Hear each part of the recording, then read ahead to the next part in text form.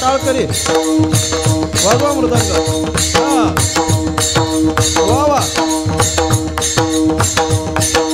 वा टाळ करी वाजवा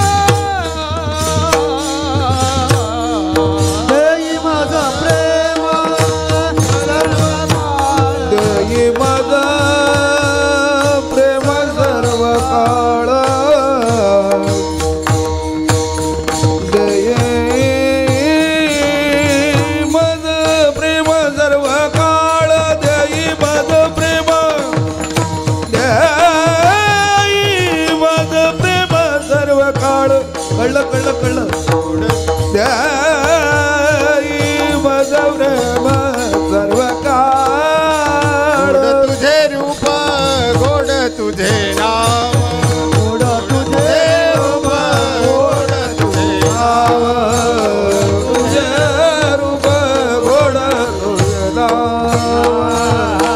पार कुमार पार कुमार पार कुमार पार कुमार पार कुमार पार कुमार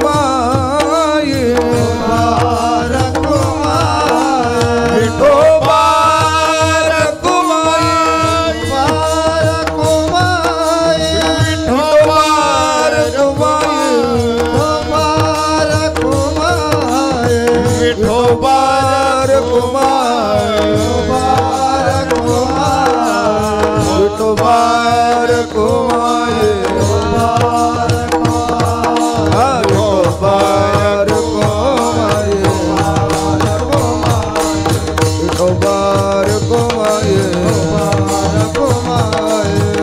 पार कुमार पार कुमार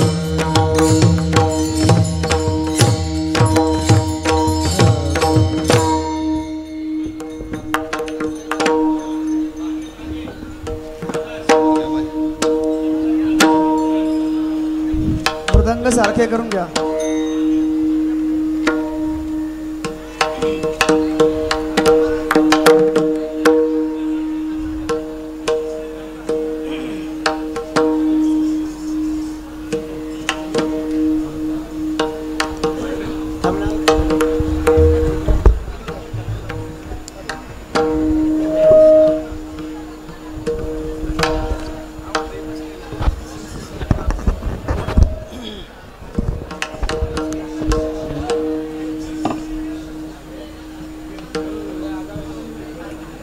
शांतता बोलू नका. शांतता इसको बड़ा हरे रामकृष्ण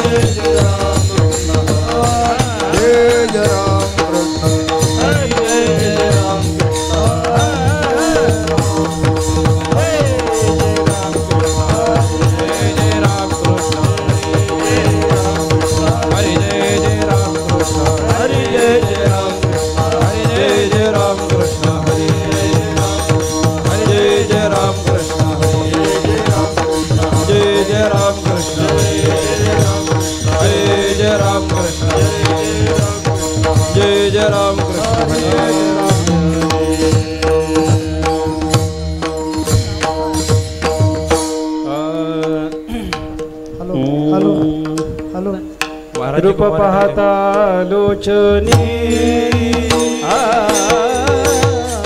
रूप पाहता लोचनी मागे मना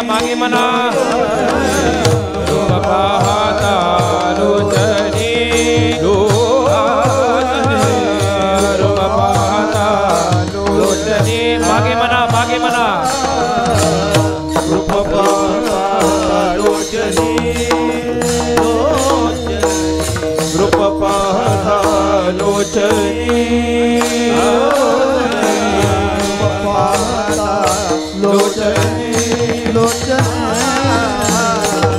पाहता लोचनी सुख झाले वो साजनी सुख झाले वो साजनी तो हवे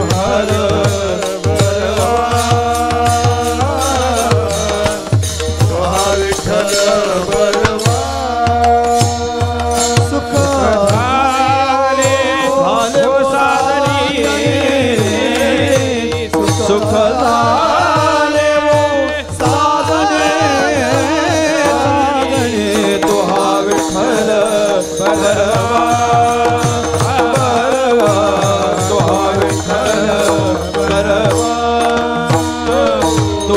माधव बरवा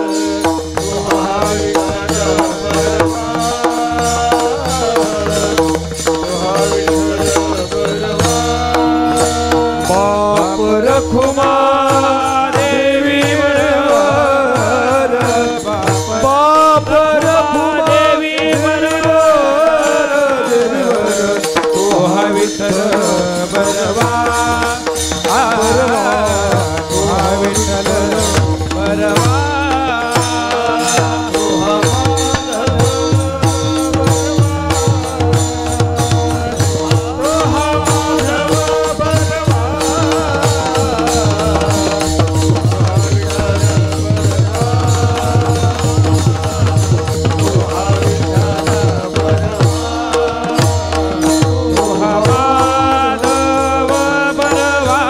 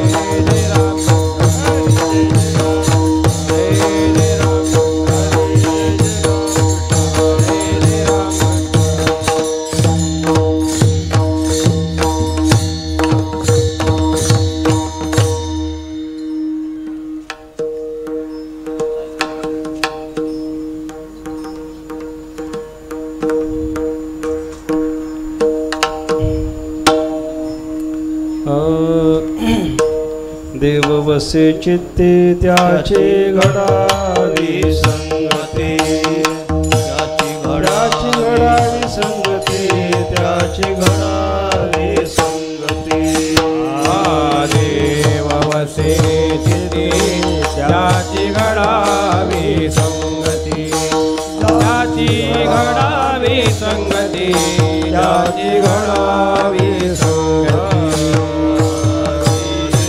वसे चित्ते त्याची घडावी संगती त्याची घडावी संगती त्याची घडावी संगती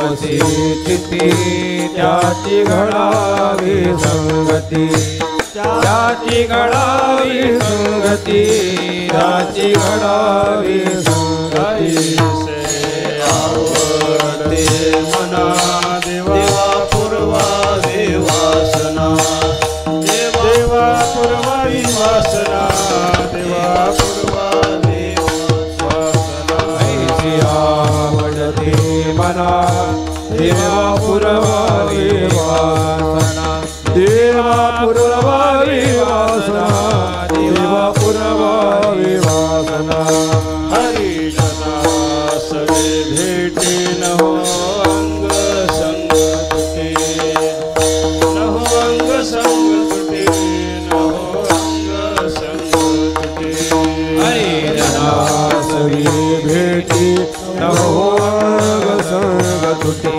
न हो अंग संग तुटे न हो अंग संग तुटे ऐसे आवडते मना देवा पूर्वावी वासना देवा पूर्वावी वासना देवा पूर्वावी वासना ऐसे आवडते मना देवा पूर्वावी वासना देवा पूर्वावी वासना देवा पूर्वावी वासना तुका म्हणे जिने भले संत संघटने भले संत संघटने भले संत संघटने तुका म्हणे जिने भले संत संघटने भले संत संघटने भले संत संघटने तुका म्हणे जिने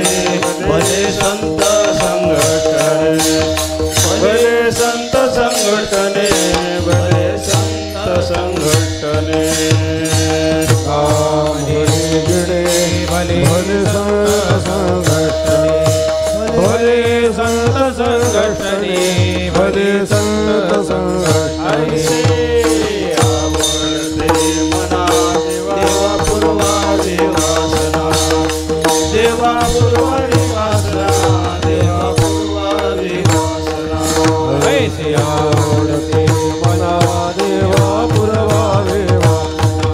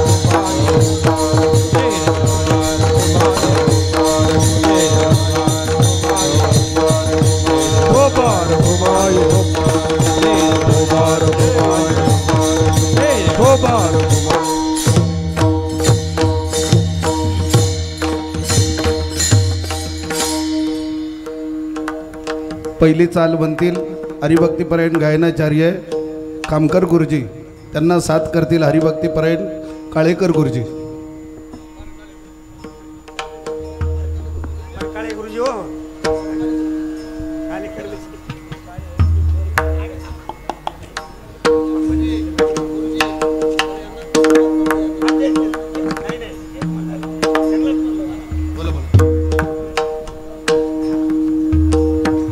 हॅलो.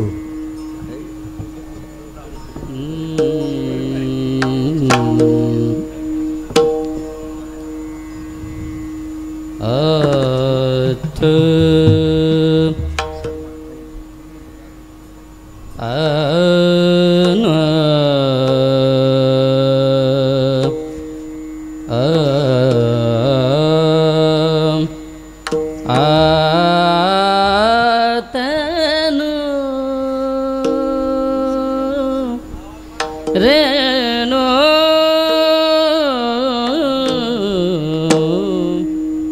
देववसे चित्ती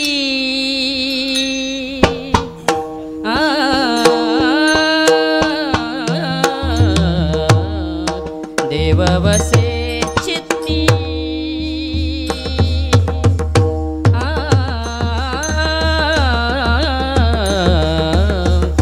देववसे चित्ती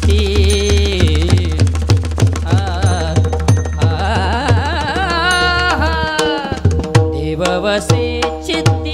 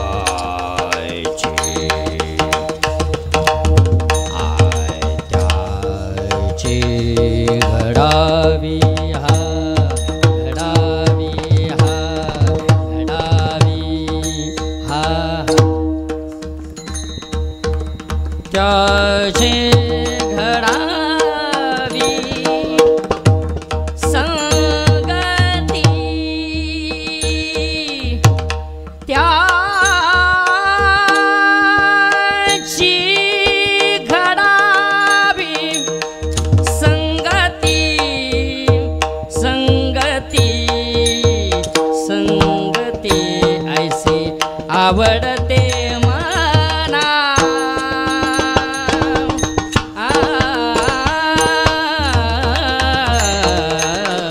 ऐसे आवडते मना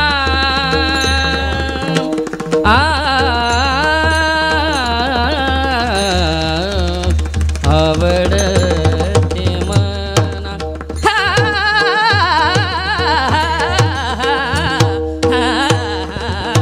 ऐसे आवडते मना ऐसे आवडते मना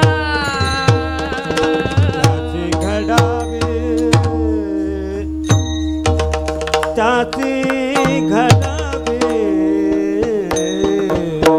अंगठी त्याची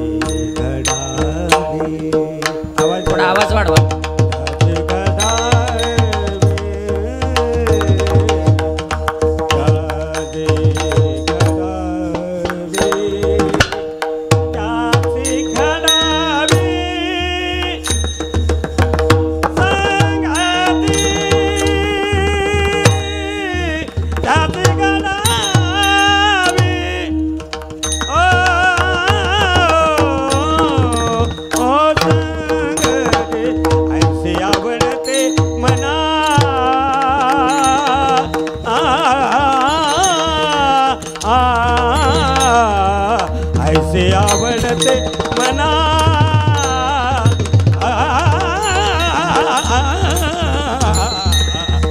ऐसे आवडते मना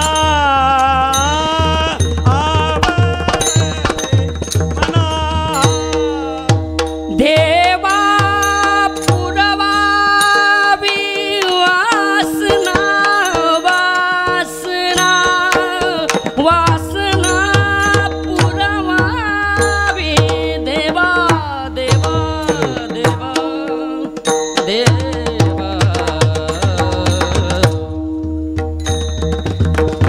देवा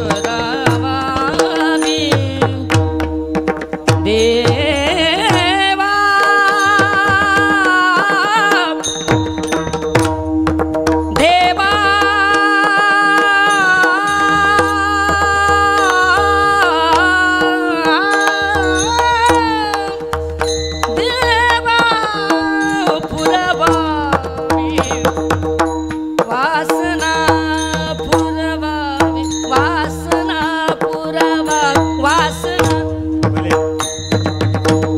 आ आ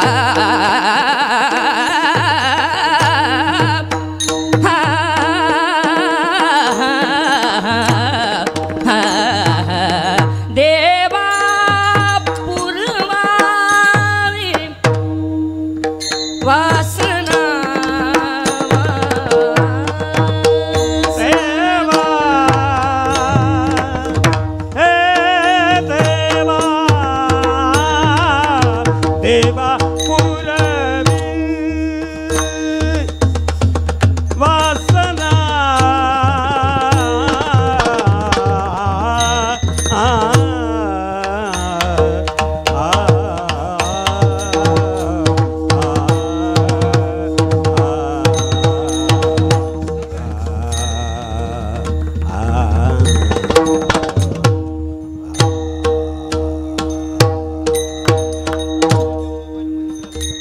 देवा पूर्वावी वासना देवा पूर्वावी वासना देवा पूर्वावी वासना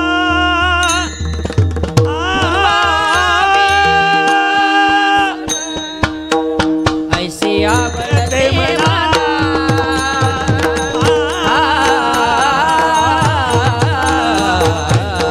ऐसी आवडते मना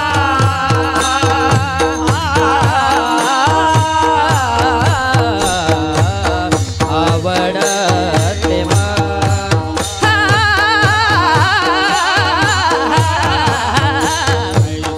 आवडते मना ऐसे आवडते मना ऐसे आवडते मना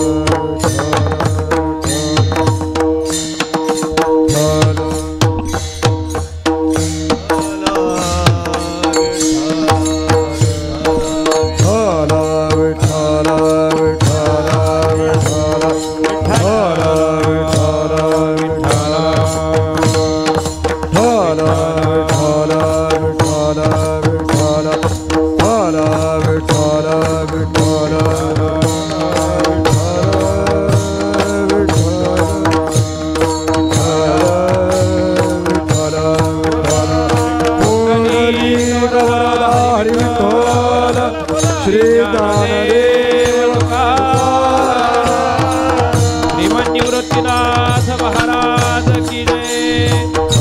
ज्ञानेश्वर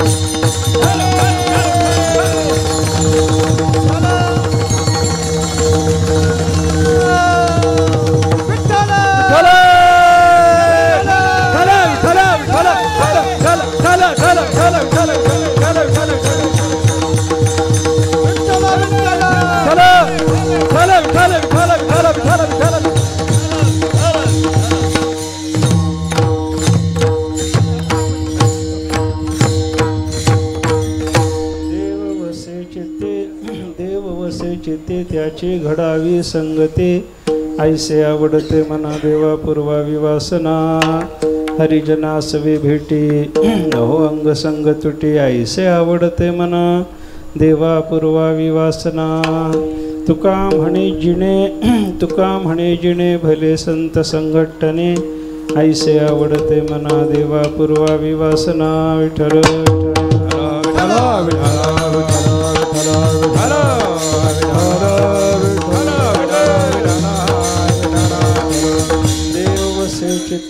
देव वसे चित्ते त्याची घडावी संगते ऐसे आवडते मना देवा पूर्वावी वासना सेवेकरता घेतलेला अभंग जगद्गुरु संत शिरोमणी श्री तुकाराम महाराजांचा एक अत्यंत महत्त्वाचा असा अभंग आहे. महाराजांचा हा अभंग मागणीपर प्रकरणातला आहे आणि तुकाराम महाराज या अभंगातून संताची संगते या विषयाची मागणी करतात, पण ते अनंत कोटी ब्रह्मांड नायक पांडुरंगाजवळ करतात. विठ्ठल मागतात, संताची संगती मागतात आणि देवाजवळ मागतात. या तीन कारणांना या मागणीला महत्त्व आहे. नाहीतर मागणं महत्त्वाचं आहे असं आपल्याला म्हणता येत नाही, कारण मागण्याने मनुष्याचा मोठेपणा सगळा खलास होतो. व्यवहार आणि परमार्थ दोन्ही ठिकाणी मागण्याचा विचार जर आपण करायला लागलो, व्यवहाराच्या दृष्टीनं मोठेपणाला बाध आणणार असल्यामुळं मागणं उचित नाही आणि परमार्थाच्या दृष्टीनं पूर्णतेला बाधा आणणार असल्यामुळं मागणं उचित ठरत नाही. विठ्ठल विठ्ठल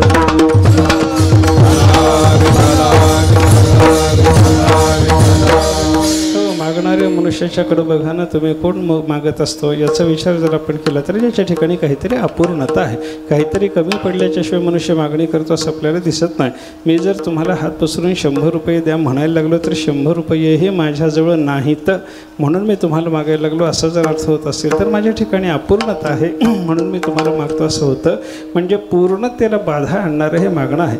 परमार्थाच्या दृष्टीनं जर विचार आपण केला तर पूर्णतेची अवस्था फार मोठी महत्त्वाची आहे. पूर्णमदः पूर्णमिदं पूर्णात् पूर्णमुदच्यते पूर्णस्य पूर्णमादाय पूर्णमेवावशिष्यते असं उपनिषदातून पूर्णतेचं खूप महिमान गायलेलं आहे. विठ्ठल विठ्ठल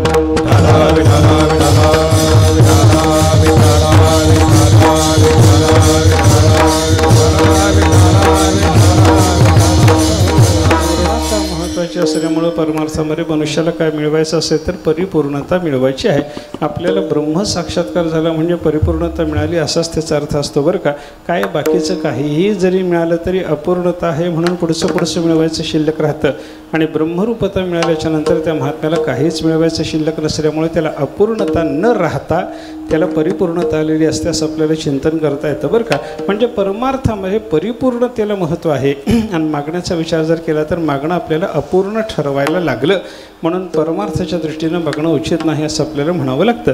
व्यवहाराच्या दृष्टीनं जर विचार करायला लागलो, एखादा मनुष्य मागायला लागला की त्याचा मोठेपणा सगळा खलास होतो असं चिंतन अनेक ठिकाणी शास्त्रकारांनी आपल्याला सांगितलेलं आहे. संस्कृतात एक सुभाषित आहे, त्या सुभाषितकारानं फार छान वर्णन केलं. विशाखांतागता मेघाः प्रसूत्यंतंच यौवनं प्रणामांत सतांकोपहा याचनांतम हि गौरवम.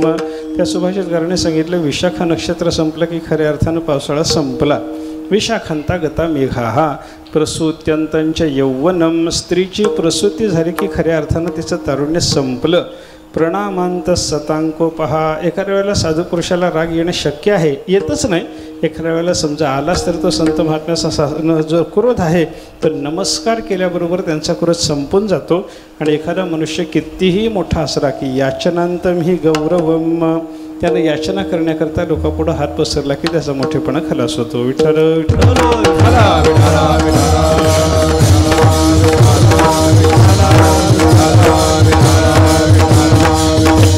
म्हणजे मागण्याच्या योगानं मनुष्याचा मोठेपणा खलास होतो. हे व्यवहाराच्या दृष्टीनं चांगलं नाही ना.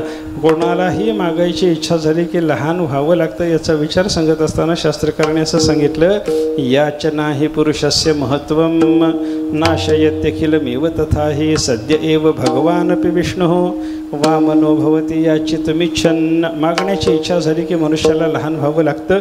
याला उदाहरण सांगताना असं सांगितलं, अनंत कोटी ब्रह्मांडाचा नायक आणि साक्षात लक्ष्मीचा पती असलेला परमात्मा पण बलीच्या दारात जाऊन मागायची इच्छा झाली की त्याला वामन व्हावं लागलं. वामन व्हावं लागलं याचा अर्थ बुटका म्हणजे लहान व्हावं लागलं. विठ्ठल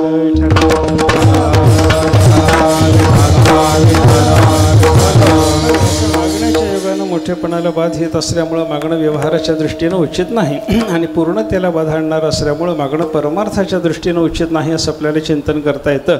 मग तुकाराम महाराजासारखे साधू पुरुष देवाच्या जवळ किंवा संताच्या जवळ मागणी करत असताना कशा करता हे एवढाले अभंग आपल्याला पाहायला सापडतात याचा विचार करा. संतांनी मागावं का याचा विचार केला तर साधू पुरुषांनी मागू नये, कारण त्यांना परिपूर्णता आहे.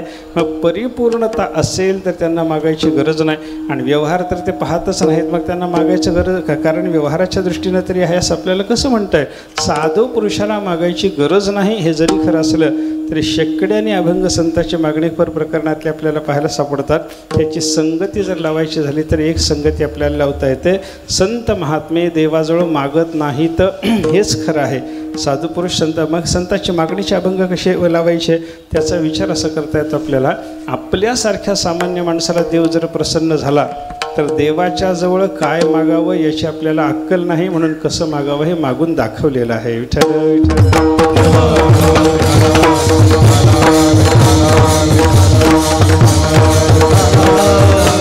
साधू पुरुषाचं मागणं हे मागणं नसून मागणीचा अभिनय आहे. मागणीचं नाटक त्यांनी केलेलं आहे असं आपल्याला म्हणावं लागेल बरं का. आणि मागणीचं नाटक करणारा जसा नाटकामधला नट एखादा राजा जरी झालेला असला तरी त्याला काही 100-200 रुपया करतच ते काम करायचं असतं बरं का.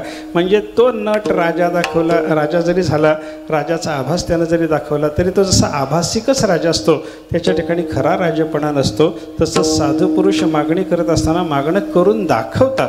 मागणं करून दाखवतात याचा अर्थ मागण्याचा अभिनय करतात. देव प्रसन्न झाला तर त्याला कसं मागावं, काय मागावं हे आपल्याला शिकवण्याकरता असं मागितलं पाहिजे, हे मागितलं पाहिजे असं संतांनी आपल्याला दाखवण्याचा प्रयत्न केलेला आहे. आणि काय मागावं आणि कसं मागावं हे दाखवण्याकरता साधू पुरुषांनी केलेली मागणी म्हणजे मागण्याचा अभिनय नाटक झालं. आणि नाटक झालं म्हणजे संत महात्मे मागतात असं सिद्ध होत नाही. विठ्ठल विठ्ठल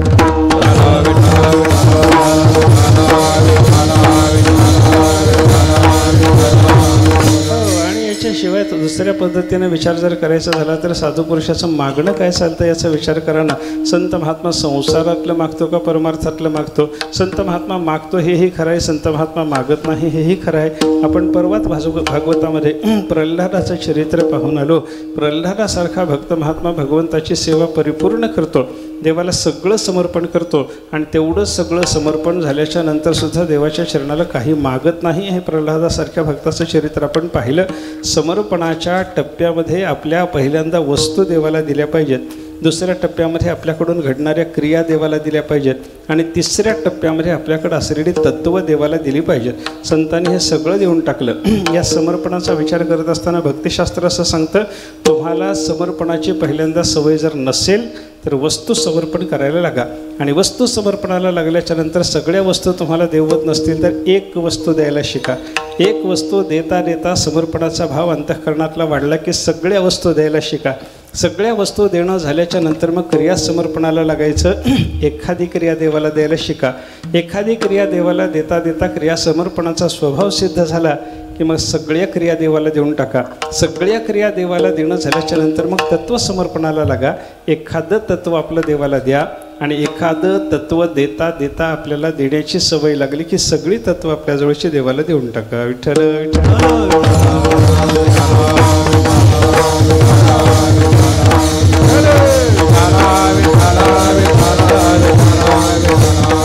आपल्याजवळ जे काही आहे ते परमात्म्याला समर्पण करावं. वस्तू समर्पण आणि क्रिया समर्पण या दोन्ही गोष्टी आपल्याला एकत्रित जर देवाच्या भाषेत पाहायच्या झाल्या 9व्या अध्यायामध्ये सलग 2 श्लोकातून देवाने या 2 गोष्टी आपल्याला सांगितलेल्या आहेत. पत्रम पुष्पम फलम तोयम यो मे भक्त्या प्रयच्छति तदहम भक्तिपरुतमश्नामी प्रयतात्मनः.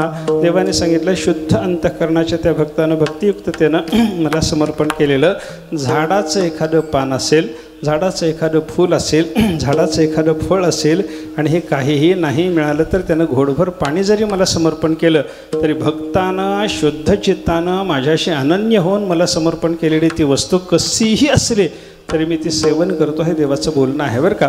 या ठिकाणी पत्र पुष्प फल आणि पाणी हे देवाने जे समर्पण करायला सांगितलं हे सगळे वस्तूचा प्रकार आहे. विठ्ठल विठ्ठल.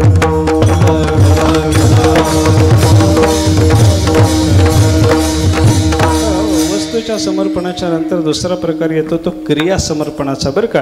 आपल्याकडून घडणारी व्यवहारातली क्रियासुद्धा आपण देवाला द्यावी आणि आपल्याकडून घडणारी पारमार्थिक क्रिया, शास्त्रीय क्रिया, तीसुद्धा वैदिक क्रिया, तीसुद्धा आपण देवाला दिली पाहिजे.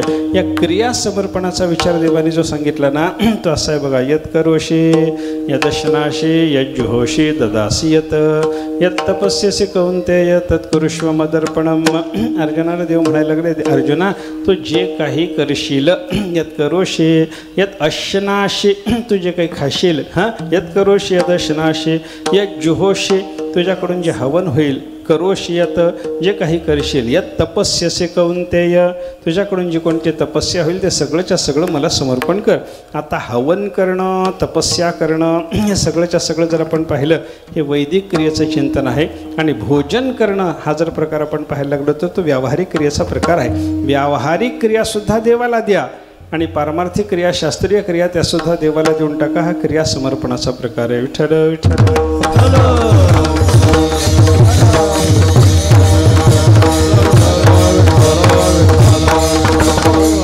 सगळं देवाला देणं झालं. आपल्याजवळच्या वस्तू सगळ्याच्या सगळ्या देवाला देणं हा पहिला प्रकार आहे. आपल्याकडून घडणारी कोणतीही लौकिकातली किंवा वैदिकातली क्रिया ती देवाला देऊन टाकणं हा दुसरा प्रकार आहे. आणि समर्पणाच्या तिसऱ्या टप्प्यामध्ये आपल्याकडे जे कोणतं तत्व असेल, आपला देह हे एक तत्व आहे, वाणी एक तत्व आहे, अंतःकरण एक तत्व आहे, इंद्रिय हे तत्व आहेत, प्राण हा तत्व आहे, हे सगळं देवाला समर्पण करण्याचा संतांनी उपदेश केला. तुका म्हणे प्राण करा देवासी अर्पण देह समर्पिजे देवा. सांगितलं की नाही, देहाचंही समर्पण आहे, प्राण्याचंही समर्पण आहे.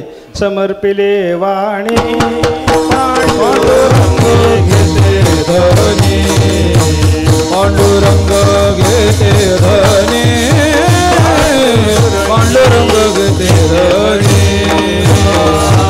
समर्पिले वाणी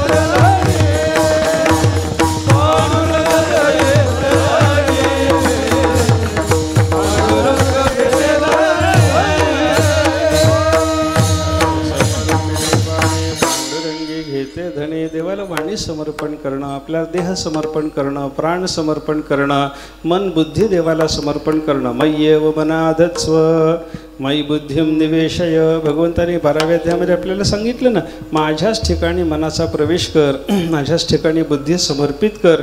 हे देवाचं बोलणं काय सांगतं? मन बुद्धीचं सुद्धा समर्पण असतं. आता देह, वाणी, प्राण, इंद्रिय, मन, बुद्धी, जीव ही सगळीच्या सगळी आपल्याकडे असलेली तत्व आहेत आणि या तत्वाचं समर्पण सर्वश्रेष्ठ आहे. वस्तू समर्पणापेक्षा क्रियासमर्पण मोठं, क्रियासमर्पणापेक्षा तत्वसमर्पण मोठं. त्याच्यात विस्तारानं विचार करायचा तर एक वस्तूचं समर्पणही मोठं, सगळ्या वस्तूचं समर्पण त्याहून मोठं. एखाद्या क्रियेचं समर्पण सगळ्या वस्तूच्या समर्पणापेक्षा मोठं आणि सगळ्याच्या सगळ्या क्रिया समर्पण करणं एका क्रियेच्या समर्पणापेक्षा मोठं. सगळ्याच्या सगळ्या क्रिया समर्पण करणं एखाद्या वेळेला माणसाला जमेल पण एखादंही तत्व देवाला देववत नाही. म्हणून एखादं तत्व देवाला देणं हे मोठं, आणि एखादं तत्व देता देता देण्याचं वळण वाढल्यामुळं सगळीच्या सगळी आपल्याजवळ असणारी जीवासहितची तत्व आपण भगवंताला समर्पण केली तर हे सर्वस्वाचं समर्पण झालं. विठ्ठल विठ्ठल.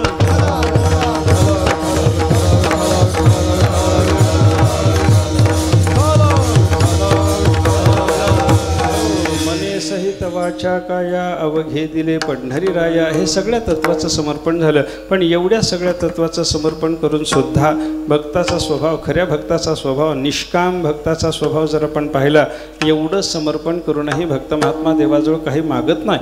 तुमच्या आमच्यासारख्या सामान्य भक्ताचं जर चिंतन केलं तर आपलं देणं थोडं असतं आणि मागणंच फार असतं देवाला.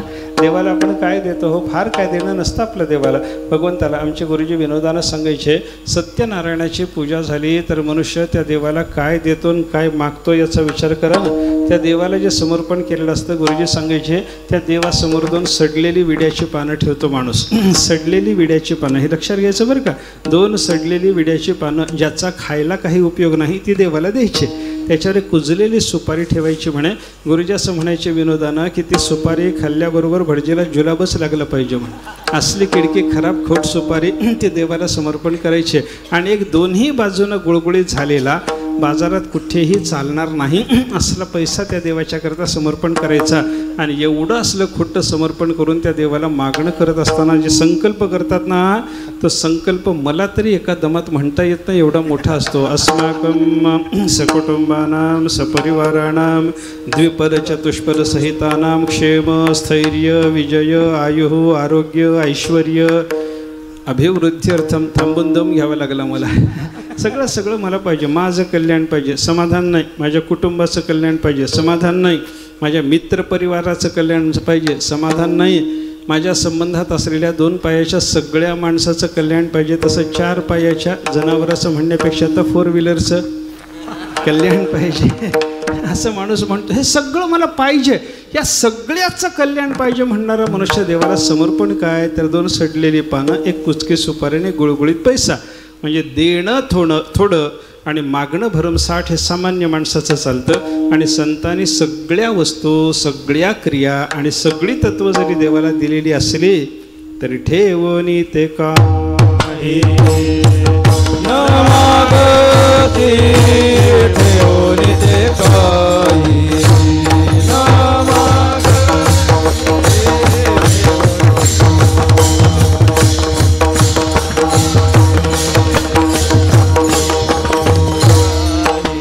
तुका म्हणे पायी मागे अनेक, ठेवणी ते काही न मागती, ठेवणी ते काही. तुका म्हणे जीव भाव देवा पायी, ठेवणी काही न मागती, ठेवणी ते म्हणे जीव भाव देवा पायी, ठेवणी ते काही न मागती. साधू पुरुषांनी काय समर्पण केलं, जीवभावही देवाला दिला. आता या जीवभावाच्या समर्पणाच्या पलीकडे कोणतं मोठं समर्पण आपण करणार आहोत हो, तो जीवही देवाला दिला. पण त्या जीवभावाच्या समर्पणाच्या बदल्यात देवाला काही मागितलं का. ठेवणी ते काही न मागती हा भाव महत्त्वाचा आहे बरं का. सगळं द्यायचं आणि काही मागायचं नाही हा संताचा स्वभाव आहे. मग काहीही मागायचं नाही हा संताचा स्वभाव कशा करता आहे. कोणतं मागणं संत महात्मे करतात आणि संत महात्मे कोणतं मागणं करत नाहीत. संत महात्मे मागतात हेच खरं आहे का संत महात्मे मागत नाहीत हेच खरं आहे. याचा विचार करायचा झाला तर संत मागतात हेही खरं, कारण मागणीचे अभंग आहेत. आणि मागत नाहीत हेही खरं, कारण मागणं आम्हाला मान्य नाही असं त्यांनी स्वतः सांगितलेलं आहे. विठ्ठल विठ्ठल.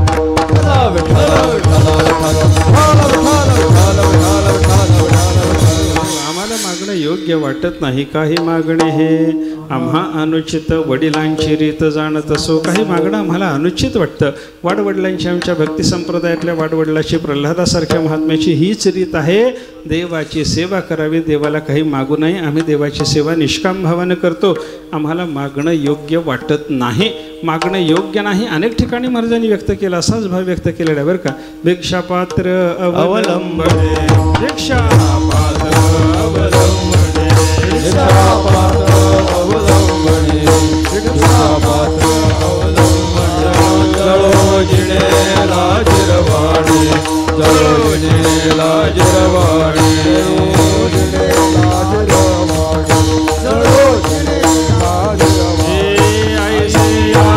नारायणे उपेक्षिजे सर्वथा उपेक्षिजे सर्वथा उपेक्षिजे सर्वथा नारायणे उपेक्षिजे सर्वथा उपेक्षिजे सर्वथा उपेक्षिजे सर्वथा भिक्षा पात्र अवलंबने जळो जिने लाजिरवाणे ऐसी आसी नारायणे उपेक्षिजे सर्वथा पात्र अवलंबने जळो जिने लाजिरवाणे ऐसी आसी नारायणे उपेक्षिजे पात्र अवलंबने जळो जिणे लाजिरवाणे ऐसियासी नारायणे उपेक्षिजे सर्वथा. महाराजांनी केलेलं हे वर्णन बघा. हातात भिक्षेचं पात्र घेऊन त्या भिक्षा पात्राचा अवलंब करून भीक मागायला निघालेला जो भिकारी आहे त्याच्याबद्दल वर्णन करताना महाराजांनी 2-3 पद्धतीनं केलेलं वर्णन बघा बरं का. हा त्याच्याबद्दल काय म्हणतात महाराज. भिक्षा पात्र अवलंबने जळो जिणे लाजिरवाणे त्याच्या जगण्याला आग लागो म्हणतात. त्याचं जगणं लाजिरवाणं आहे म्हणतात. आणि भीक मागायला निघालेल्या माणसाची नारायणानं उपेक्षा करावी असं तुकाराम महाराज जर सांगत असतील तर ज्याची नारायणानं उपेक्षा करावी ज्याचं जगणं लाजिरवाणं आहे आणि ज्याच्या जगण्याला आग लागवा असं महाराज म्हणतात ते जगणं तुकाराम महाराजाला मान्य आहे असं आपल्याला म्हणता येतच नाही. विठ्ठल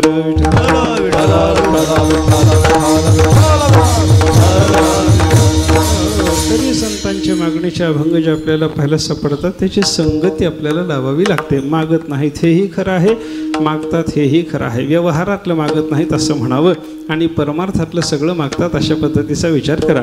संसारातलं मागणं केलं की त्याच्या योगानं मनुष्याचं जीवन अपूर्ण ठरतं आणि परमार्थातलं मागणं केलं ज्ञानाचं भक्तीचं मागणं जर केलं तर त्याच्यामध्ये मनुष्याच्या जीवनाला अपूर्णता येत नाही.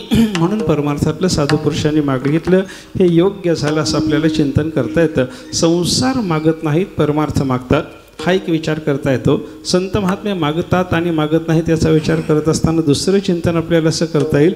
संत महात्मे स्वतः करता मागत नाहीत, जगाकरता मागतात. आणि स्वतः करता मागितलं तर मनुष्याला लहानपणा येतो, तसं जगाकरता मागितलं तर मनुष्याचा लहानपणा ठरत नाही, उलट त्याचा मोठेपणा वाढलेला पाहायला सापडतो. विठ्ठल विठ्ठल.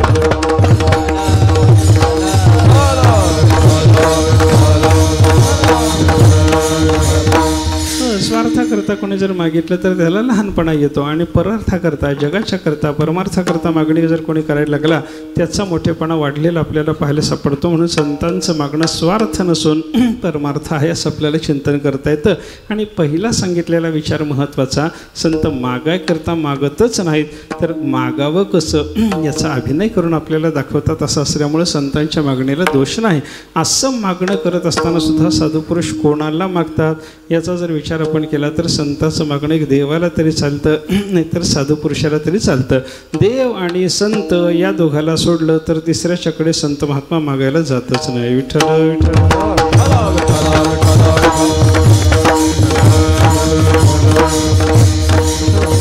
कारण काय आहे, आपल्याला जे मागायचं आहे त्या देय वस्तूनं दाता संपन्न आहे की नाही याचा विचार माणसाला करावा लागतो. मला ₹1,00,000 पाहिजे असतील तर भिकारीला मागून काही उपयोग आहे का? ₹1,00,000 मागायचे असतील तर कोट्याधीशानं मागितले तो कदाचित देण्याची शक्यता आहे. भिकाऱ्याच्याकडे गेल्याच्या नंतर ₹1,00,000 मला मिळणार नाहीत याचा अर्थ काय झाला, जे मागायचं आहे ते ज्याच्याजवळ आहे आणि ते देण्याची ज्याची इच्छा आहे अशाच मनुष्याकडे जाऊन मागणी केली तर लाभ होण्याची शक्यता आहे बरं का. तसं तुकाराम महाराजासारख्या साधू पुरुषाला जे काही अपेक्षित आहे ते संसारी मनुष्याच्याकडे जाऊन कोणाकडेही मिळणारच नाही. ते मिळेल तर कोणाकडे मिळेल, देवाकडे मिळेल आणि साधू पुरुषाकडे मिळेल. म्हणून तुकाराम महाराजासारखे संत महात्मे परमार्थातलंच मागायचं असल्यामुळं संसारी लोकांच्याकडे ते मिळण्याची शक्यताच नसल्यामुळं देव आणि संत या दोघाला सोडून मागायला जातच नाही. विठ्ठल विठ्ठल.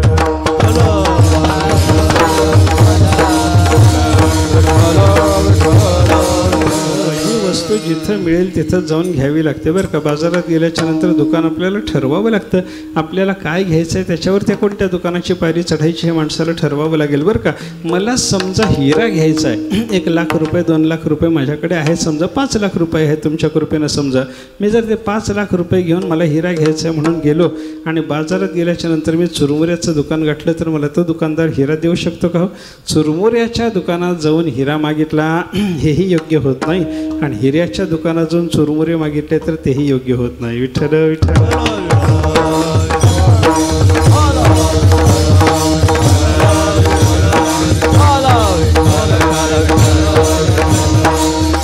हिरेवाल्याकडे जाऊन हिराच मागावा आणि चुरमुरेवाल्याकडे जाऊन चुरमुरेच मागावेत. चुरमुऱ्याचं दुकान म्हणजे संसाराचं दुकान आहे. संसारी मनुष्याच्याकडे जाऊन संसार मागावा हेच योग्य आहे आणि संत महात्मा आणि देव यांच्याकडे जाऊन परमार्थातलं मागणं करावं हेच योग्य आहे. हिऱ्याच्या दुकानात जाऊन चुरमुरे मागू नयेत, तसं देव आणि संताकडे गेल्यानंतर संसार मागू नये. चुरमुऱ्याच्या दुकानात गेल्याच्या नंतर हिरा मागायचा नसतो, त्याप्रमाणे संसारी जीवाच्याकडे गेल्याच्या नंतर परमार्थ मागायचा नसतो, लाभ होत नाही. त्याच्यातल्या त्याच्यात विचार करा. आपण चुरमुरेवाल्याकडे गेलो आणि हिरा मागितला, मिळतच नाही. पण हिरेवाल्याकडे जाऊन म्हणलं बाबा मला थोडेसे चुरमुरे देता का? तो म्हणतो माझ्या दुकानात नाहीत पण मी आणून देतो म्हणतो. विठ्ठल विठ्ठल.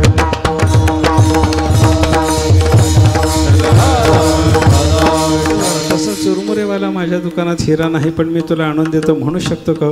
म्हणू शकत नाही. चुरमुरेवाल्याकडे हिरा मिळतच नाही, तसा संसाराच्या बाजारात गेल्यानंतर परमार्थातल्या वस्तू मिळतच नाहीत. पण देव आणि संताच्याकडे हिरेवाल्याच्याकडे गेल्याच्या नंतर तो जसा चुरमुरे आणून देऊ शकतो की नाही, तसं देव आणि संताकडं आपण जर गेलो तर ते संत महात्मे आणि देव परमार्थातल्याच वस्तू विकायला बसलेले जरी असले तरी आपल्याला संसारातलं सुद्धा काही देऊ शकतात. देवाकडं जाऊन सकाम भक्ती करून काही मागितलं परमात्मा संसारातलंही देतो आणि साधू पुरुषाच्या कृपेनं सुद्धा आपल्याला संसारातल्या वस्तू प्राप्त होतात. उपनिषदाचं प्रमाण सांगतो आपल्याला, तस्मात् आत्मज्ञम अर्चयेत भूती कामहा. उपनिषदांना असा विचार सांगितला, भूती म्हणजे ऐश्वर्याची, ज्याला काम म्हणजे इच्छा आहे, ज्याला मला ऐश्वर मिळालं पाहिजे असं ज्या माणसाला वाटतं त्यानं काय करावं? आत्मज्ञानी ब्रह्मज्ञानी महात्म्याची त्यानं पूजा करावी म्हणे. विठ्ठल विठ्ठल.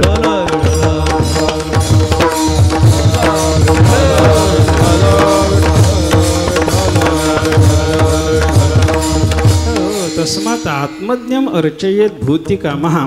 ऐश्वर्याची इच्छा असलेल्या माणसानं ब्रह्मज्ञानी आत्मज्ञानी महात्म्याची पूजा करावी. या प्रमाणाचा अर्थ काय झाला?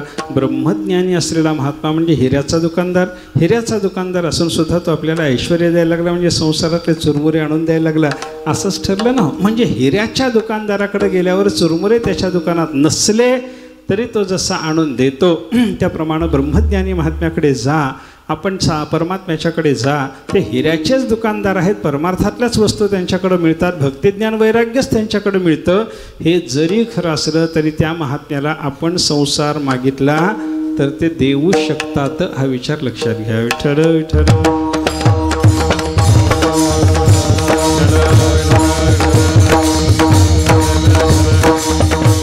जरी असलं तरी परंतु हिऱ्याच्या दुकानात गेल्यानंतर चुरमुरे मागण्यामध्ये अर्थ नाही. हिऱ्याच्या दुकानात गेल्यानंतर त्याला काय म्हणावं? बाबा तुम्ही टाकून द्यायला ठेवलेला हिरा जरी असला तरी तेवढा मला दिला, काही एक टोपलं नाही, पोतभर चुरमुरे मला त्याच्यातून घेता येतात. त्याच्याजवळ चुरमुरे मागण्यात अर्थ नसतो.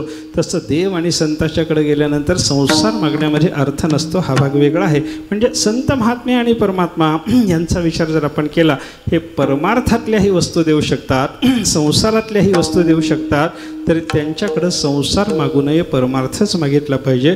हा विचार करून तुकोबाऱ्यासारखे महात्मे परमार्थातल्याच वस्तूची मागणी करतात आणि ती मागणी करत असताना देव आणि संत यांना सोडून दुसऱ्याकडे मागतच नाहीत. मागणी ते तुझं मागो, जीवभाव तुझं सांगो, लागो तरी लागो पाया तुमच्या दातारा.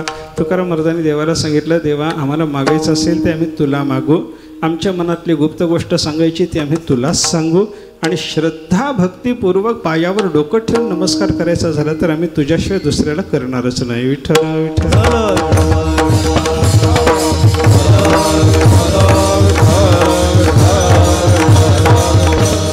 साधू पुरुषाला जे परमार्थातलं मागायचं ते मिळायची शक्यता देव आणि संताकडे असल्यामुळे देवाकडे किंवा संताकडे साधूचं मागणं असतं, हे लक्षात घ्या. त्याच्यातल्या त्याच्यात अजून थोडासा बारकावा जर सांगायचा झाला तुकाराम महाराजासारख्या साधू पुरुषाच्या मागणीच्या अभंगाचा विचार करून आपण त्याच्यातून ठरवलं तर देवाच्या संबंधातलं काही मागायचं झालं तर संत महात्मे साधूकडे मागतात आणि साधूच्या संबंधातलं काही मागायचं झालं तर देवाकडे मागतात. विठ्ठल विठ्ठल.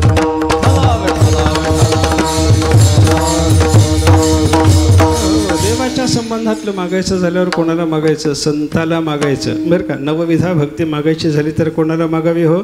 तुमचे ये दासीचा दास करून ठेवा, तुम्ही दासीचा दास करून ठेवा, तुम्ही दासीचा दास करून ठेवा, तुम्ही दासीचा दास करून ठेवा, तुम्ही दासीचा दास करून ठेवा, तुमची दासीचा दास करून ठेवा, तुमची दासीचा दास करून ठेवा, तुमची दासीचा दास करून ठेवा.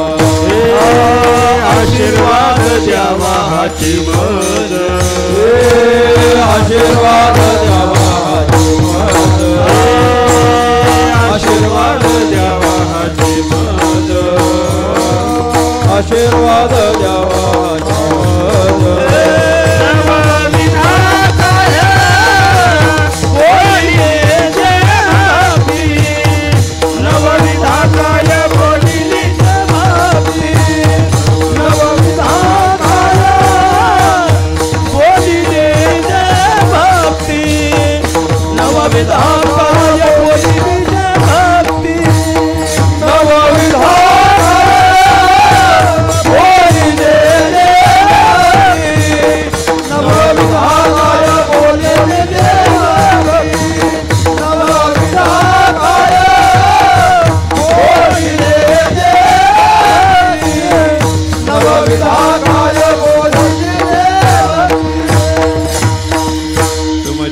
दासीचा दास करून ठेवा. महाराज तुकोबराय देवाला प्रार्थना करायला लागले. महाराज म्हणतात देवा तुमच्या संताला प्रार्थना करताना म्हणतात तुमच्या दासीचा दास करून ठेवा म्हणे.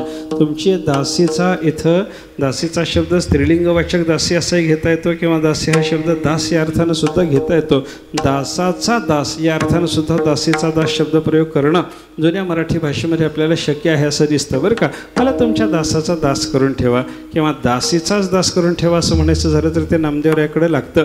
नामदेवरायाची दासी असलेली जी जनाबाई तिच्यासारख्या साधू पुरुषाची मला त्याचा मला दास करा. दासीचा दास करून ठेवा, आशीर्वाद द्यावा हा चिमज तुमच्या दास्यात प्रयुक्त करून घ्या आणि मला असा आशीर्वाद द्या. काय आशीर्वाद द्या? नवविधा काय बोलली जे भक्ती द्यावी माझे हाती संतजनांनी नवविधा भक्ती माझ्या हातात द्यावी. नवविधा भक्ती आहे देवाच्या संबंधातली, म्हणून ते देवाच्या संबंधातली मागणी करत असताना तुकाराम महाराज साधू पुरुषाजवळ करतात. जे काही देवाच्या संबंधातलं मागायचं आहे ते संताजवळ मागितलं असं बऱ्याच ठिकाणी आपल्याला पाहायला सापडतं. कृपाळू सज्जन तुम्ही संतजन एवढे कृपादान तुमचे मज आठवण तुम्ही द्यावी. पांडुरंगा किंवा माझी सांगा काकुळती देवाला माझी आठवण द्या, देवाला माझी कीव भाका, देवाला देवाच्या समोर माझ्याकरता काकुलतीला या. हे सगळं तुकाराम महाराज देवाच्या संबंधानं जे मागणं करतात ते संताला करतात. विठ्ठल विठ्ठल.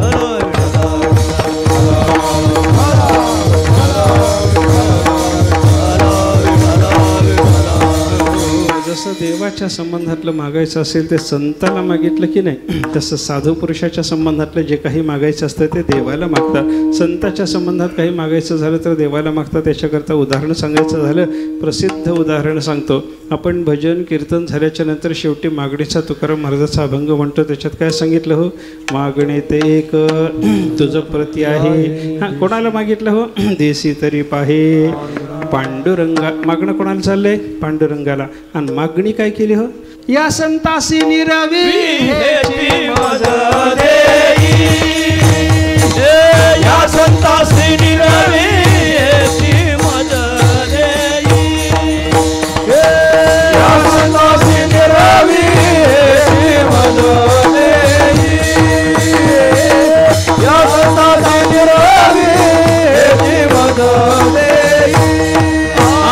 तुझे का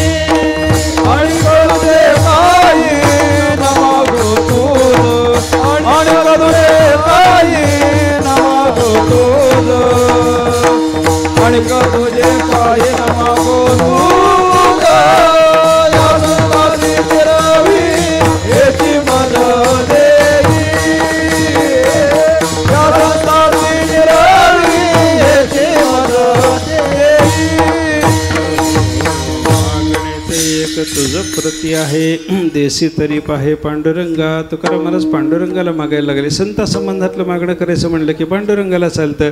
ते पांडुरंगाजवळ कसं मागायला लागले, महाराज देवा माझं मागणं आहे, तुझ्या चरणाला मागणं आहे. काय मागणं आहे, एवढंच मला दे, काय पाहिजे तुम्हाला. महाराजांनी सांगितलं या संतासी निरवी, निरवणे म्हणजे स्वाधीन करणे, मला या संताच्या स्वाधीन करून टाक, हेची मज देई. माझं जीवन संताच्या स्वाधीन झालं पाहिजे. माझ्या जीवनावर माझा अधिकार असण्याच्या पेक्षा साधू पुरुषाचा अधिकार असला पाहिजे. माझ्या जीवनावर माझा अधिकार झाला तर मी भलत्या पद्धतीनं माझं जीवन वापरू शकतो, आणि माझ्या जीवनावर संताचा अधिकार झाला तर संताच्या म्हणण्याप्रमाणे मला माझं जीवन वापरावं लागतं. त्याच्यात कल्याण आहे. म्हणून या संतासी निरवी हेची मज देई, आणि कदुजे काही न मागे तुझं. दुसरं काही तुला मागणं नाही आमचं, मला एकच पाहिजे, मला संताच्या स्वाधीन कर, संताच्या स्वाधीन कर. हे मागायचं म्हणजे साधू पुरुषाच्या संबंधातली मागणी करायची, ती पांडुरंगाला चालली. म्हणजे काय आहे, संता संबंधानं मागायचं असेल तर देवाला, आणि देवाच्या संबंधानं मागायचं असेल तर संताला. हा जो प्रकार आहे प्रस्तुत अभंगात तुकाराम महाराजाला संत संगती मागायची आहे. आणि ती संताची संगती कोणाला मागावी, देवाला का साधूला, देवाला मागितली पाहिजे. म्हणून देवाला, ज्यांच्या चित्तात देव राहतो अशा साधू पुरुषाची मला संगती दे. महाराज अभंगाच्या पहिल्या देव बसे चित्ती, हा देव बसे चित्ती, देव बसे चित्ती, देव बसे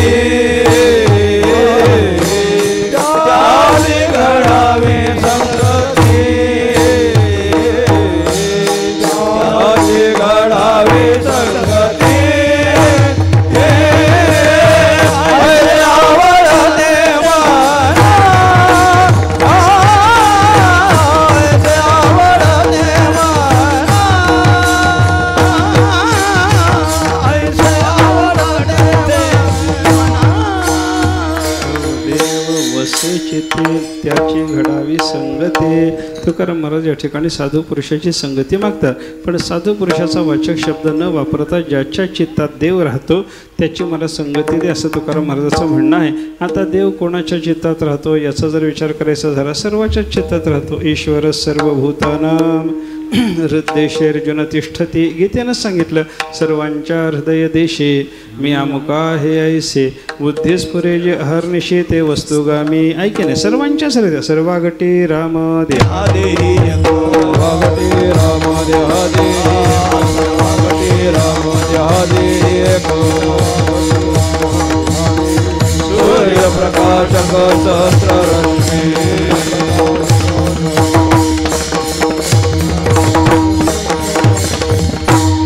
घटी राम. सर्वांच्या हृदयामध्ये सगळ्याच्याचकडे परमात्मा आहे असा विचार आपल्याला पाहायला सापडतो. मग देव ज्याच्या चित्तात राहतो असे सगळेच झाले ना, मग सगळ्याची संगती तुकाराम महाराज मागतात का असं जर कोणी म्हणलं तर तसं मागायचं काही कारण राहत नाही. कारण सगळ्याची संगती सुलभ असते, एखाद्या विशेष महात्म्याची संगती दुर्लभ असते, आणि जी दुर्लभ वस्तू आहे तीच देवाजवळ मागायची असते.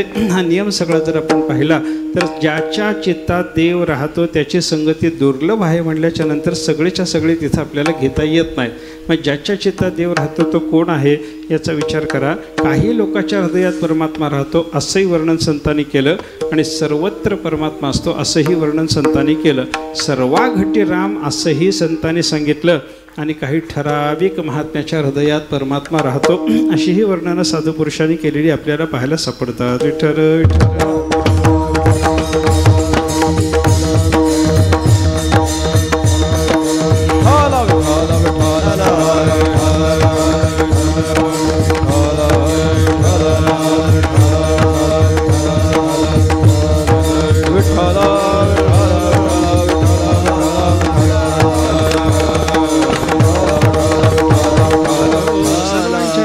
परमात्मा हे ईश्वर सर्व भूतानाम अशा प्रमाणातून आपल्याला दिसतं आणि काही ठराविक ठिकाणी परमात्म्याची वस्ती आहे अशी ही वर्णनं संतांनी केलेली आहे. ज्ञानोबऱ्या सांगतात ना, सती आणि सत्पुरुष, दानशील याज्ञिक, तपस्वी अलौकिक, संन्याशी जे का भक्त न महात्मे, ये माझी निजाची धामे, निर्वाळली होमधर्मे श्रौतादिके. ज्ञानोबऱ्याने सांगितल्याप्रमाणे एवढीच काही ठराविक देवाची राहण्याची ठिकाणं सुद्धा आहेत. सर्वत्र देव आहे हेही खरं आणि काही ठिकाणीच देव राहतो हेही खरं. त्याचं उत्तर असं आहे, सर्वत्र असलेला परमात्मा सामान्य रूपाचा आहे आणि सगळ्यांच्या हे साधू पुरुषाच्या हृदयात असलेला विशेष स्थानात असलेला जो परमात्मा आहे ना तो विशेष रूपाचा आहे बरं का. वसे तेथे देव सदा सर्व काळ, वसे तेथे देव सदा सर्व काळ, करीती निर्मळ हरी घोष,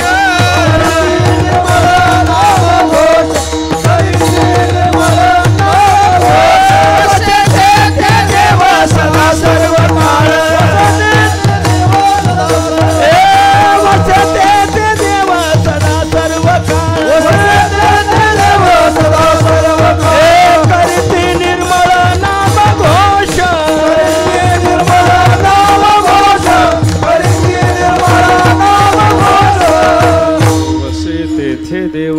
सदा सर्व काळ करीते निर्मळ नामघोष. निर्मळ नामघोष ज्या ठिकाणी चालू आहे अशा ठिकाणी परमात्म्याचं विशेष वास्तव्य आहे अशी वर्णनं संतांनी केलेली आहे.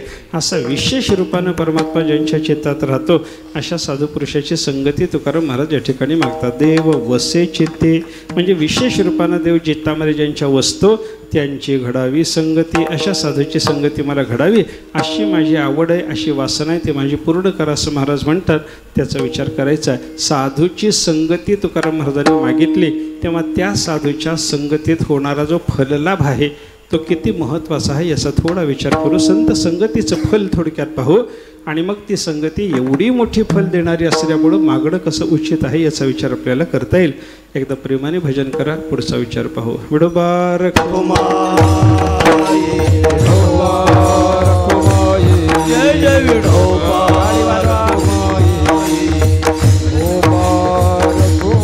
जय जय विठोबा रखुमाई, विठोबा रखुमाई, जय जय विठोबा रखुमाई, विठोबा रखुमाई, विठोबा रखुमाई, विठोबा.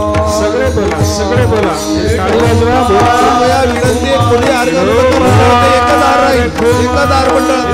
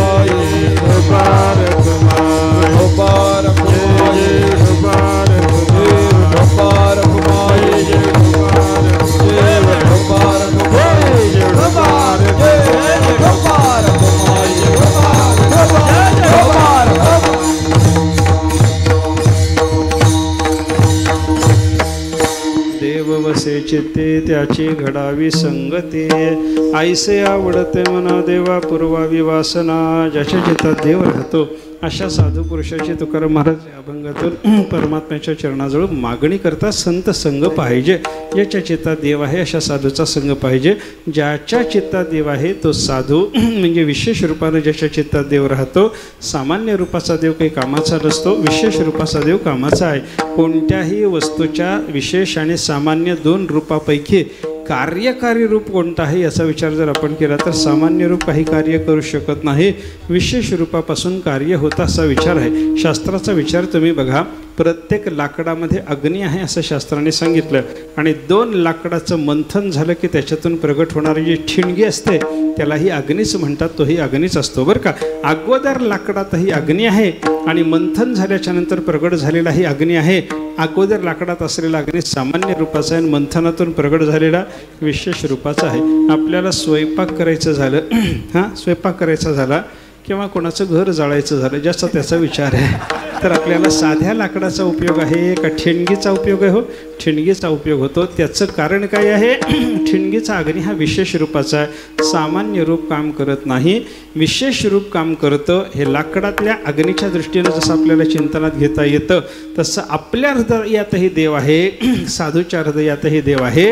पण कार्य करणारा देव कोणता तर साधूच्या हृदयातला, कारण तो विशेष रूपाचा आहे. म्हणून देव तया जवळी असे पापनासे दर्शने, हे पुढचं जे कार्य आहे त्यांच्या दर्शनानं आहे, आपल्या दर्शनानं नाही. विठ्ठल विठ्ठल.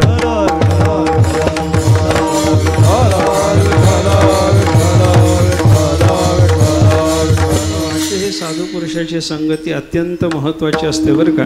या साधू पुरुषाच्या संगतीतून आपल्याला काय काय प्राप्त होतं याचा अनेक शास्त्रवचनाच्या आधारानं विचार करणं आपल्याला शक्य जरी असलं तरी एक राजा भर्तृहरीचं चिंतन सांगतो. त्यांनी सांगितलं ह्या साधूच्या संगतीत माणसाला हे प्राप्त होतं. काय काय मिळतं? हो, जाड्यम धियो हरते सिंचती वाची सत्यम मानोन्नतिम दिशते पापमपा करोते बरं का. चेत प्रसारयते दिक्षुतनोति कीर्तिम सत्संगते कथय किन्न करोति पुसाम.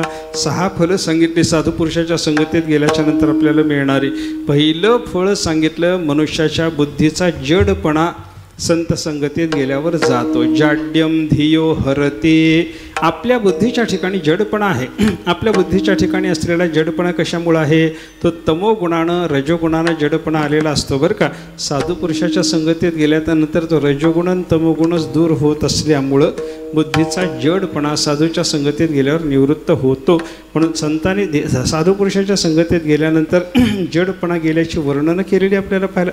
अरे रेडा ज्ञानोबरायाच्या संगतीत आला तर त्याच्या बुद्धीचा जडपणा जातो तर आपला जाणार नाही काय. विठ्ठल विठ्ठल.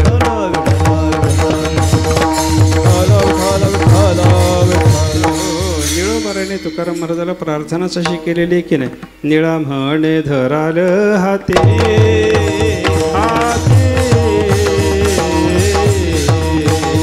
निळा म्हणे धराल हाते हाते धराल हाते हाते निळा म्हणे धराल हाते हाते तरी द्याल मते निरूपम तरी द्याल मते निरूपम तरी द्याल मते निरूपम तरी द्याल मते निरूपम. आह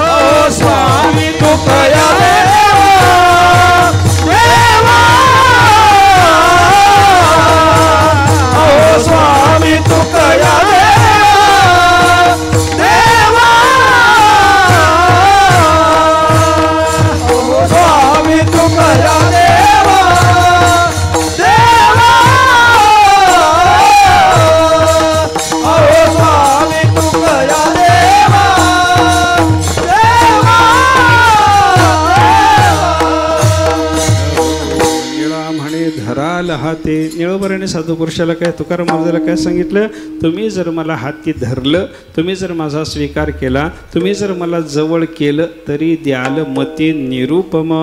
तर मला उपमा नाही अशा पद्धतीची सुंदर बुद्धी तुम्ही देऊ शकता. याचा अर्थ काय हो, निरुपम बुद्धी तुकाराम महाराज देऊ शकतात. याचा अर्थ बुद्धीचा जडपणा त्यांच्या संगतीत गेल्यानंतर निवृत्त होतो. म्हणून पहिलं फल काय साधू संगतीचं, जाड्यम धियो हरती. दुसरं फल काय, सिंचती वाची सत्यम. आपल्या वाणीमध्ये सत्य आणून घालायचं काम कोण करतं, संताची संगती. संताच्या संगतीत गेल्यानंतरच मनुष्याच्या वाणीतलं असत्य जातं आणि सत्य त्याला प्राप्त होतं. असत्य जाणं, सत्य प्राप्त होणं, याचा अर्थ असत्य भाषणाची इच्छा निवृत्त व्हावी आणि सत्य भाषणाची इच्छा निर्माण व्हावी. असत्य असलेला जगाचा शब्द उच्चारणं बंद व्हावं आणि सत्य असलेलं देवाचं नाव उच्चारलं जावं. विठ्ठल विठ्ठल. तुम्ही दुसरं काही बोलू नका, देवाचं नाम बोला. हे कोणी शिकवलं, हरी बोला, हरी बोला, नाहीतरी या बोला. हे कोणी शिकवलं आपल्याला, साधू पुरुषांना. वाणीत सत्य कोणी आणून घातलं, आपल्या संताच्या संगतीनं आपल्या वाणीमध्ये सत्य आणून घातलेले. सांगतो तुम्हासी भजारे विठ्ठला, नाहीतरी गेला जन्मवाया. हे शिकवून आपल्या वाणीमध्ये सत्य असलेलं परमेश्वराचं नाम आणून घालण्याचं काम संताची संगती करते. म्हणून सिंचती वाची सत्यम. तिसरा परिणाम काय, साधू पुरुषाच्या संगतीतलं तिसरं फल काय, मानोन्नतीम दिशती. साधू पुरुषाच्या संगतीत गेल्याच्या नंतर आपल्याला सन्मान प्राप्त होतो आणि तो सन्मान वाढायला लागतो. रेड्याचा सुद्धा सन्मान वाढला की नाही. ज्ञानोबाराच्या संगतीत रेडा आला की त्या रेड्याला रेडेश्वरत्व प्राप्त झालं. त्या रेड्याला सुद्धा त्याचा सुद्धा समाधी उत्सव चालू झाला. ज्ञानोबाराय ज्या भिंतीवर बसतात त्या भिंतीचं सुद्धा मंदिर झालं. ज्ञानोबारायाने ज्या खांबाला टेकून ज्ञानेश्वरी सांगितले, अरे मंदिराला खांब असावा ही गोष्ट वेगळी आहे, पण खांबाचं मंदिर झालं. हे ज्ञानेश्वर महाराजाच्या कृपेनं त्या खांबाचा मान वाढला, रेड्याचा मान वाढला, भिंतीचा मान वाढला. नवे नवे विसोबा खेसरासारखा मनुष्य जोपर्यंत ज्ञानोबारायाच्या संगतीत नव्हता तोपर्यंत ज्ञानोबारायाचा विरोधक होता आणि ज्ञानोबारायाच्या संगतीत आल्याच्या नंतर तो नामदेवरायाचा गुरु होऊ शकला. विठ्ठल विठ्ठल.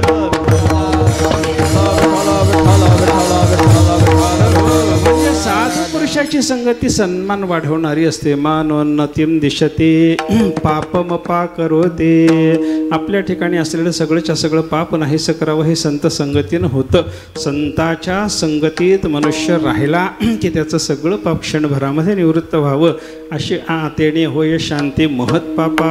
ऐके नाही, साधू पुरुष क्षणमात्र झगडे संताची संगती. आपल्याला क्षणमात्र जरी साधू पुरुषाची संगती घडली आपल्या महापापाचा नाश होतो असं वर्णन संतांनी केलेलं आहे. म्हणजे संताची संगती पापाचा नाश करते. काय काय केलं संताच्या संगतीने, ऐका.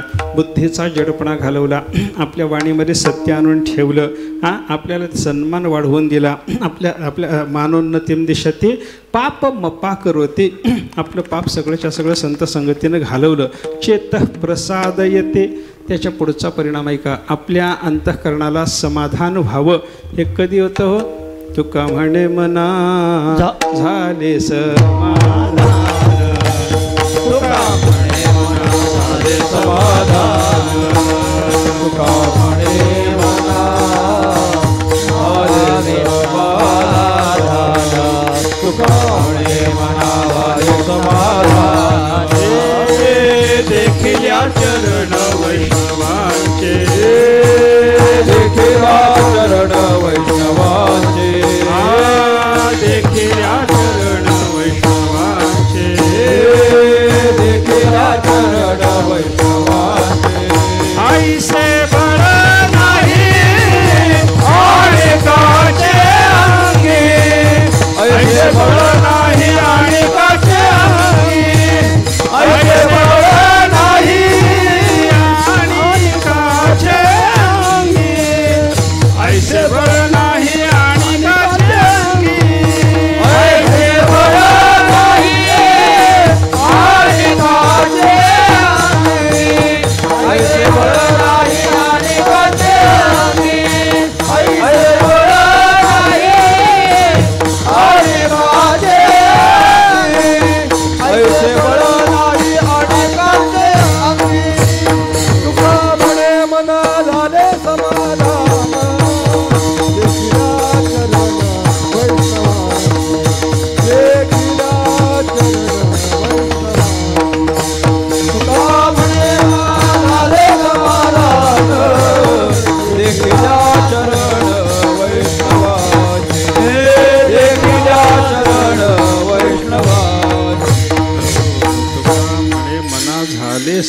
ध्यान देखील चरण वैष्णवाचे.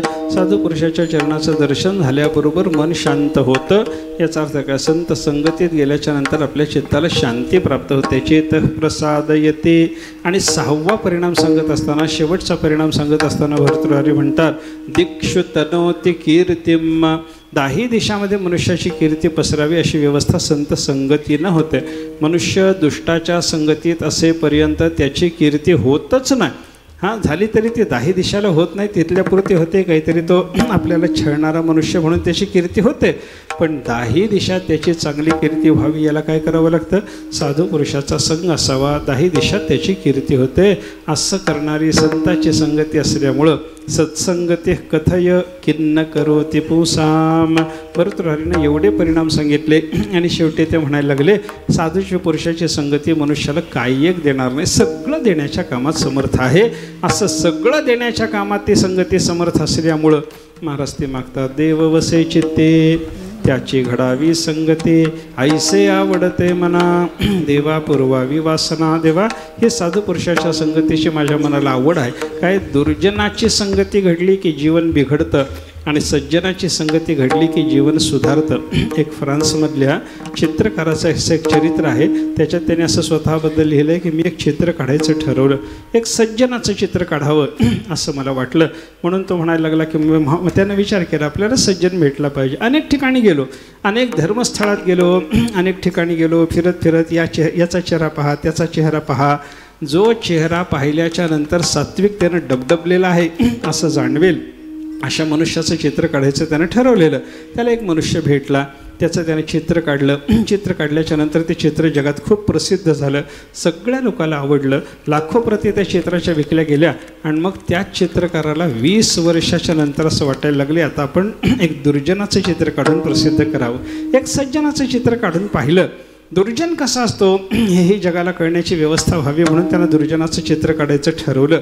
आता दुर्जनाचा चेहरा डोळ्यासमोर यावा याच्याकरता तो अनेक तुरुंगातून फिरायला लागला. जिथं जिथं गुन्हेगार मिळण्याची शक्यता आहे तिथं तिथं जायला लागला.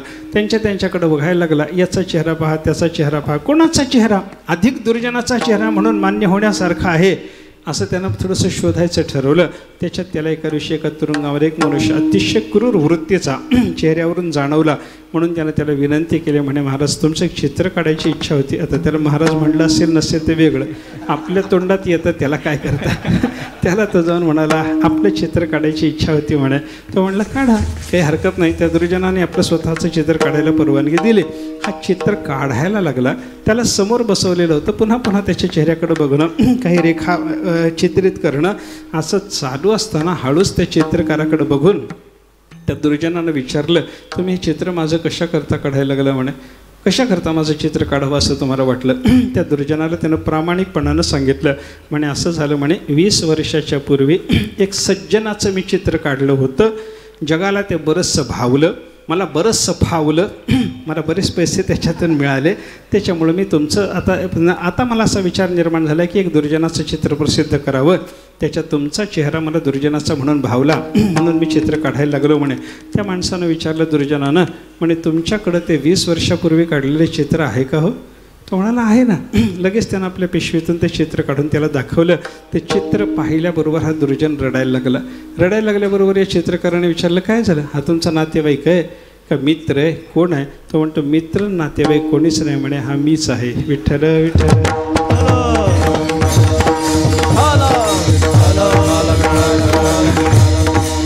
कल्पित नाही, ही घडलेली घटना आहे. 20 वर्षाच्या पूर्वी जो सज्जन होता तो 20 वर्षाच्या नंतर दुर्जन झाला. 20 वर्षाच्या पूर्वी पूर्ण सज्जन म्हणून ज्याचा चेहरा भावू शकतो 20 वर्षाच्या नंतर दुर्जन म्हणून भावावा असा त्याचा चेहरा झाला. हे कशानं झालं त्या चित्रकाराने त्याला विचारलं. त्यानं सांगितलं त्यावेळेला मी सत्संगतीत होतो, आता मी दुर्जनाच्या संगतीत आहे म्हणून असं बिघडलं. म्हणजे दुर्जनाच्या संगतीत गेलं की बिघडतं, सज्जनाच्या संगतीत गेलं की सुधारतं जीवन असा विचार आहे बरं का. पतन उद्धार संगाचा महिमा, पतन उद्धार संगाचा महिमा, यद्भावी अधर्मा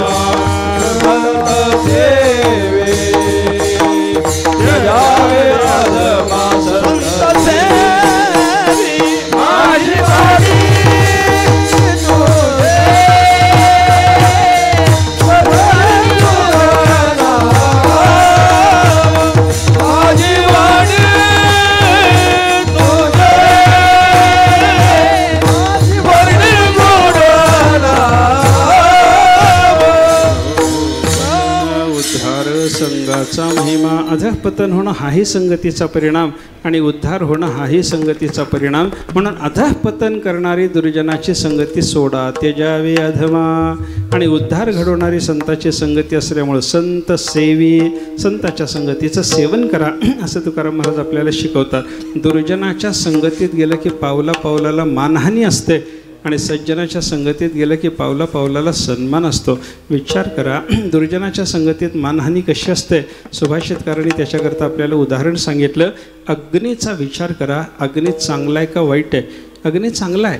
अग्नीला पावक म्हणतात, तो सर्वांना पवित्र करणारा आहे. अग्नीला नारायण म्हणतात, तो देवतांचं मुख आहे असं म्हणतात.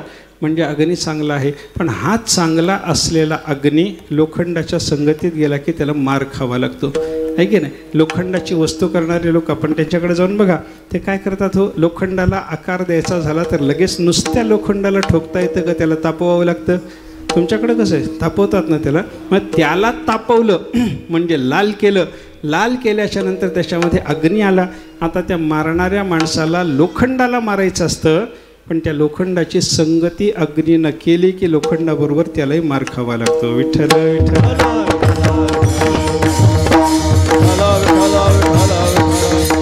असे तुम्ही अग्नीसारखे विशुद्ध जीवनाचे जरी असला तरी लोखंडासारख्या दुर्जनाची संगती केली की पावला पावलाला मानहानी भोगावी लागते.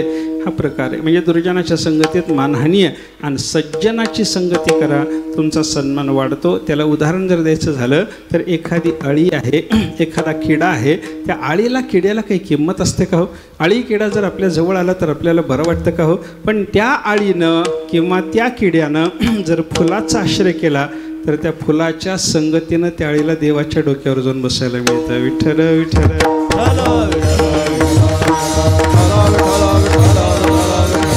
आळीचं ते महत्त्व नसतं, तिनं ज्या फुलाची संगती केलेली आहे त्या फुलाचं ते महत्त्व असतं. हा विचार लक्षात घ्या. मला सांगायचं काय, दुर्जनाच्या संगतीत अपमान आणि सज्जनाच्या संगतीत सन्मान आहे. दुर्जनाच्या संगतीत जीवनाचं अधःपतन, सज्जनाच्या संगतीमध्ये गेल्याच्या नंतर आपल्या जीवनाचा उद्धार आहे. हे सगळं लक्षात घेऊन मनुष्यानं संत संगती केली पाहिजे. महाराज तेच मागतात, देव वसे चित्ते त्याची घडावी संगती, ऐसे आवडते मना देवा पूर्वावी वासना. आणि ही माझी वासना, ही मागणी देवा तुम्ही पूर्ण करा असं म्हणल्यानंतर देवानं सांगितलं तुम्हाला थोडा वेळ संत महात्मा नुसता डोळ्याला जरी दाखवला तरी संताची संगती होईल की नाही. त्याला महाराज म्हणतात तसं नाही. हरिजना सवे भेटे नहो अंगसंग तुटे. संताची संगती जवळून पाहिजे, त्यांचा अंगसंग घडला पाहिजे, एवढे जवळून पाहिजे आणि त्याच्यामध्ये तूट होऊ नये. म्हणजे अखंड संत संगती पाहिजे. अशी अखंड आणि जवळून संताची संगती मागितल्यावर देवानं विचारलं एवढं संत संगतीचं तुम्हाला वेड का? त्याला उत्तर देताना महाराज म्हणतात संताच्या संगतीतलं जे जगणं आहे ते भलं आहे. शेवटच्या चरणात तुका म्हणे जिणे तुका म्हणे जिणे तुका म्हणे जिणे तुका म्हणे जिणे तुका म्हणे जिणे तुका म्हणे जिणे तुका म्हणे जिणे तुका म्हणे तुका म्हणे जिणे भले संत संगष्ठने भले संत संगष्ठने भले संत संगष्ठने ऐसे आवडते मना ऐसे आवडते मना ऐसे आवडते मना आवडते मना ऐसे आवडते मना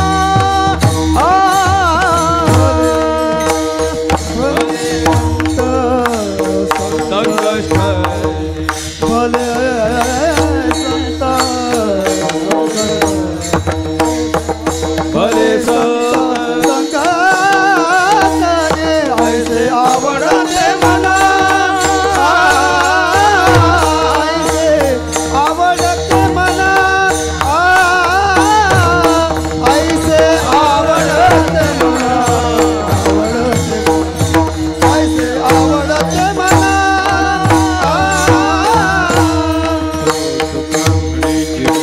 भले संत संघटने. तुकाराम मला सांगतात संताच्या संगतीतलं जगणं भलं आहे, म्हणून ते भलं जगणं माझ्या वाट्याला यावं याच्याकरता मी संताची संगती मागतो, असं महाराजांचं या ठिकाणचं म्हणणं आहे. शेवटच्या चरणामध्ये संघट्टन आणि संघष्टन असे दोन्ही पाठ पाहायला सापडतात बरं का. भले संत संघष्टने असाही पाठ आहे, असा छापीलच पाठ आहे.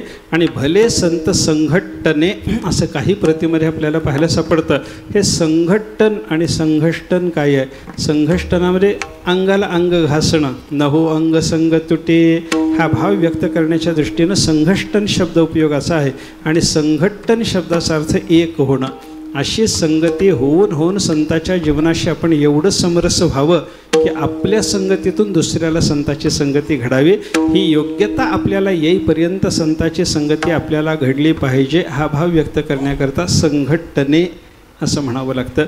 असं तुका म्हणे जिणे भले संत संघष्टने किंवा संत संघट्टने, ऐसे आवडते मना देवा पूर्वा विवासना. असं देवाला तुकाराम महाराजांनी साधू पुरुषाची संगती मागितली.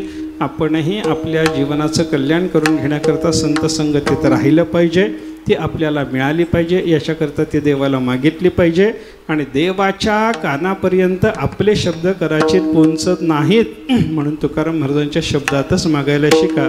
देव वसे चित्ते त्याची घडावी संगती, ऐसे आवडते मना देवा पूर्वा विवासना. ज्ञानोबा माऊली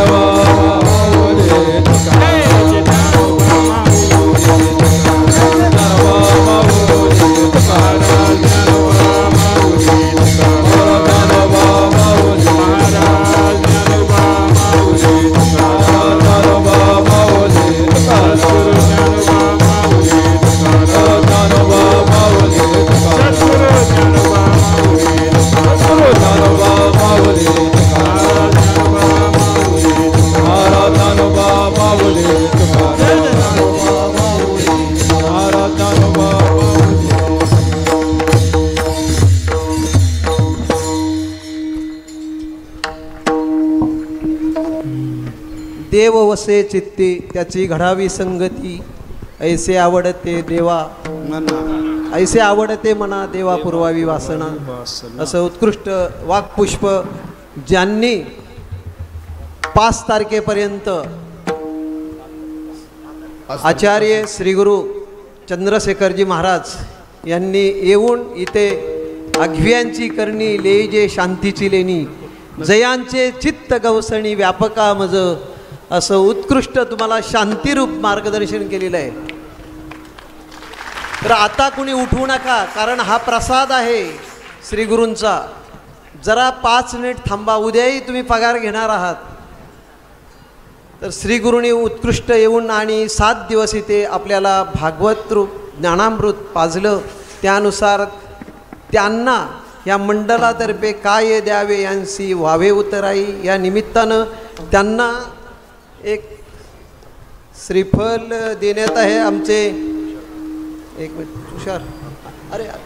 तुषारजी भोसले त्यांना श्रीफल आणि वस्त्र काढणं बाहेर. तसेच रामेश्वर शास्त्री दोघांनी मिळून उठायचं. हरिभक्तपरायण रामेश्वर महाराज शास्त्री. ऐका, उठू नका कोणी कृपया. भागवताचं राहिलं लगेच महाप्रसाद चालू नाही झालेला. बसा. पहा, कुणीच उठू नका 2 मिनिटासाठी.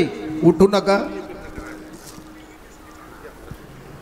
पुंडलिका वरदे हरिविठ्ठल श्री ज्ञानदेव तुकाराम पंढरीनाथ भगवान की जय. हे आपलं नाही.